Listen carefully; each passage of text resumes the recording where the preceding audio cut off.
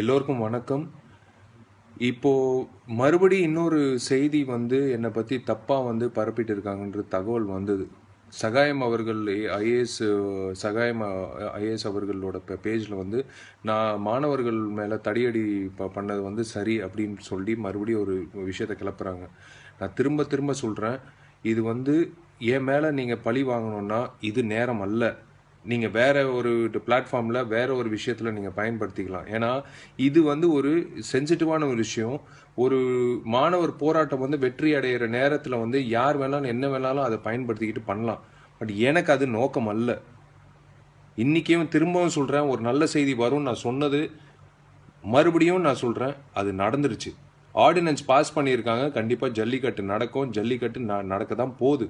But இந்த சமயத்தில் விஷால் இப்படி சொன்னா, விஷால் அப்படி சொன்னாலும் ஆளுக்கு பரப்பிட்டு இருக்காங்க. அது தவறு. நான் திரும்பவும் எனக்கே வருத்தமாக இருக்குது. நான் திரும்ப இது நான் சொல்லலை, இது நான் சொல்லலைன்னு சொல்ல வைக்கிற அந்த நபர்களுக்கு நான் திரும்பவும் சொல்கிறேன், இது பிளாட்ஃபார்ம் அல்ல. என்னை பழி வாங்கணுன்னா வேறு இடத்துல வாங்க. ஆனால் இந்த நேரத்தில் இல்லை. நான் எந்த ஒரு விஷயமோ மாணவர்களோ இல்லை இந்த போராட்ட சம்பந்தமோ நான் என்றைக்குமே நான் தப்பாக சொன்னதில்லை. I feel really sad to again come on video and இது நான் சொல்லலைன்னு சொல்கிறது வேறு வழி இல்லாமல் நான் சொல்கிறேன். ஏன்னா சோஷியல் மீடியாவை பொறுத்த வரைக்கும் வேறு மாதிரி திசை நோக்கி போயிட்டுருக்கு.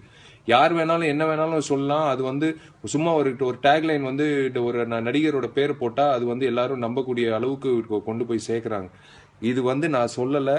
சகாயம் அவர்களோட பேஜ், சகாயம் அவர்களோட பேரும் மிஸ்யூஸ் பண்ணுறாங்க. அதே சமயத்தில் நான் சொன்னேன்னு சொல்லி நிறைய பேர் இது பயன்படுத்துகிறாங்க. இது நான் சொல்லலை. தயவு செய்து திரும்பவும் சொல்கிறேன், please please please to not fall pray. இந்த மாதிரி ஒரு விஷயத்துக்கு தயவு செய்து நம்பக்கூடிய அளவுக்கு நீங்கள் ஆயிடாதீங்க.